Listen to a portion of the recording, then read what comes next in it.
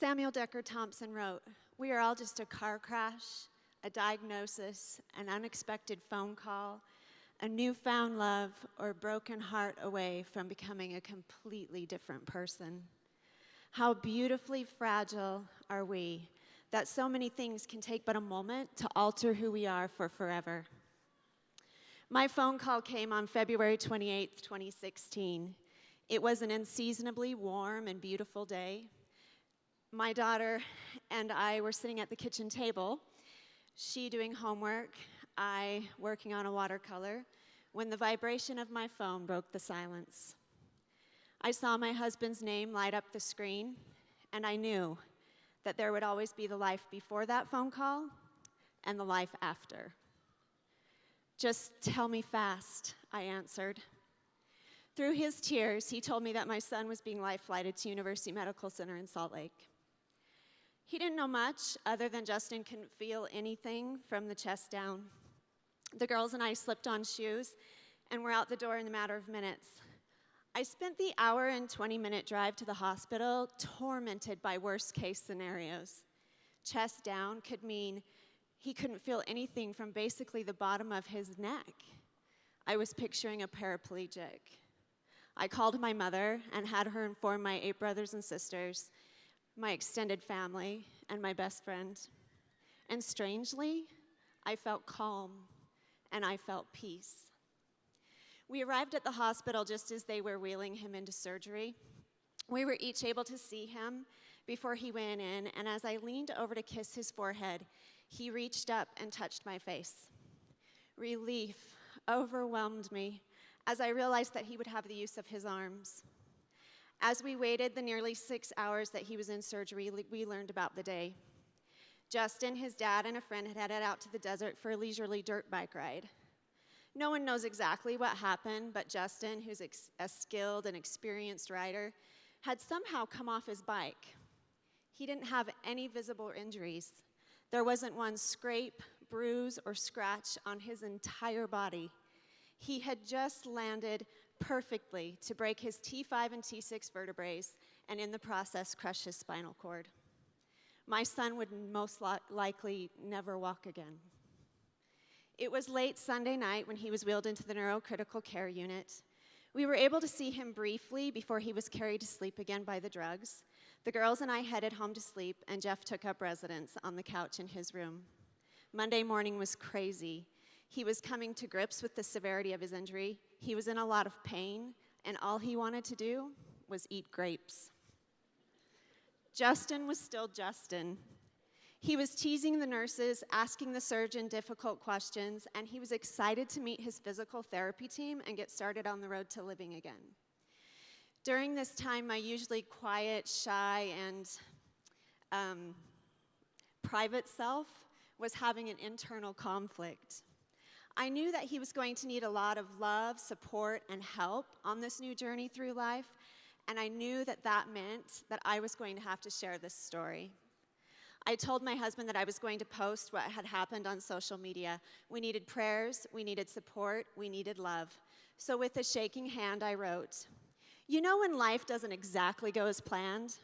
Yeah, not fun, but this kid is the strongest, most determined fighter I know. Yesterday, he broke his T5 and T6 vertebrae and crushed his spinal cord. He has a long road of recovery ahead, and his life may look a little differently than he had planned. Please send him love and encouragement and keep him in your prayers.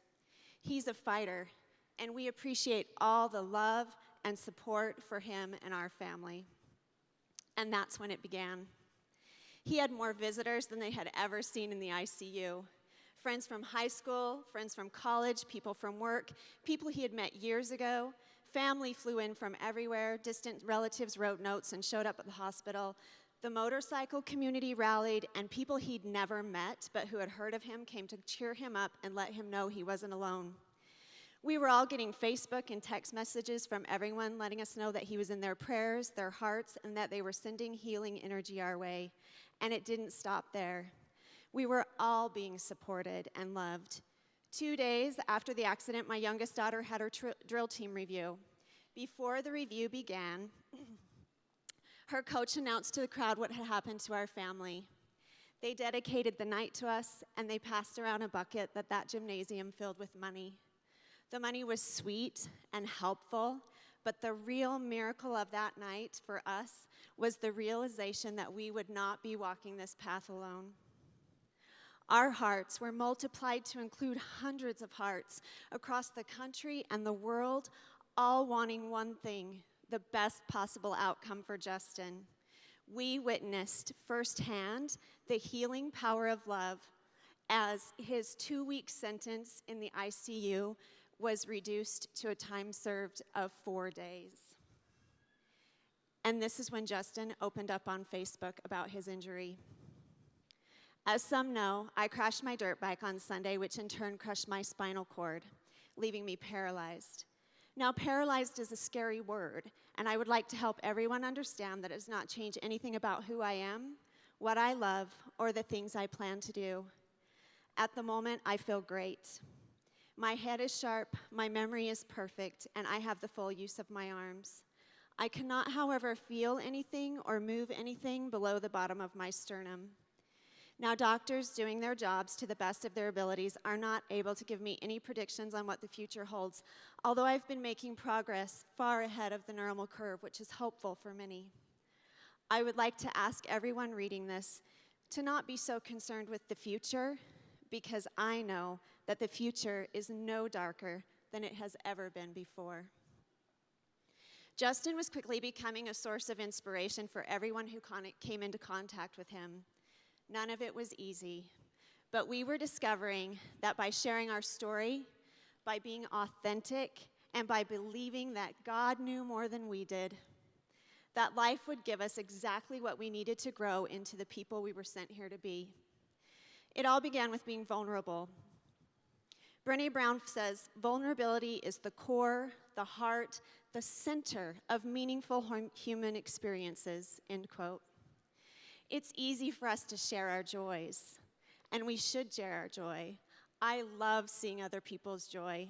Show me pictures of your 12 pints of peaches, your child's first day of school, that you lost 20 pounds. I will celebrate with you and be your cheerleader.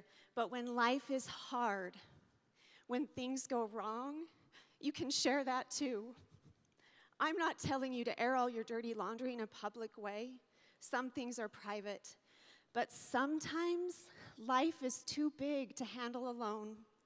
And that's when we rely on our faith in God's plan for us, and when we need the love of others to carry us for a time. I knew, Justin knew, my whole family knew that this was not the time to fight alone, but to employ an entire army of hearts to help us through the weeks and months of struggle that were ahead of us. I know that the love and prayers we received were the reason Justin's sentence of 2 months in the hospital became a time served of 4.5 weeks. It's how he was able to be back behind the wheel of a car, back at work, and mostly taking care of himself just 6 short weeks after his injury. It's the reason he's back at school, tackling his senior year at the University of Utah and living a fairly normal 21-year-old life with challenges that we never expected. The most important lesson I have learned is that our suffering is utterly unoriginal. Everyone suffers. Everyone has a story, and that story is peppered with heartache. But if we can remember that we're all in this together, then we don't have to suffer alone. Let the hearts of others become one with yours as you journey through this life. Find the silver linings and the opportunities for growth. Let the experiences change you, soften you, and lead you to your greatest self.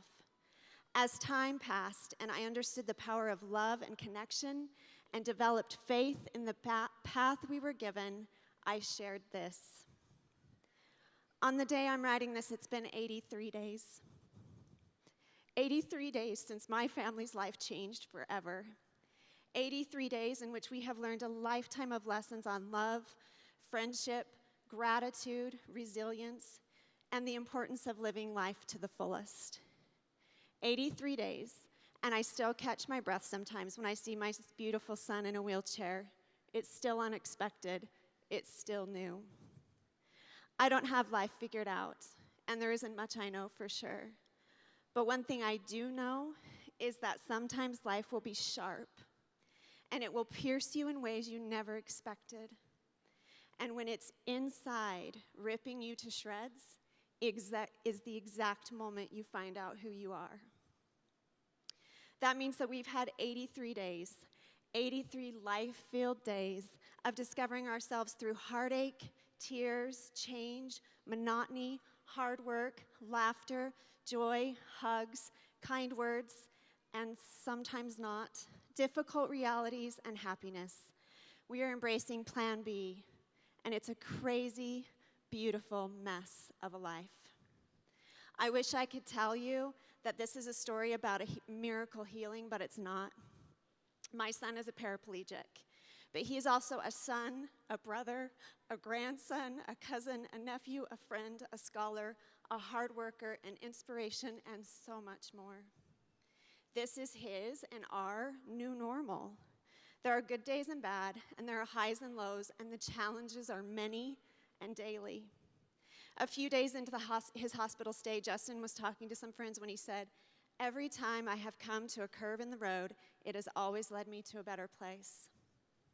So even though it's not the story the way any of us would have written it, it is the one that God has given us to live. Our goal now is to live it well. And Justin, well, he's our miracle. We just passed the 6-month mark, and Justin shared this.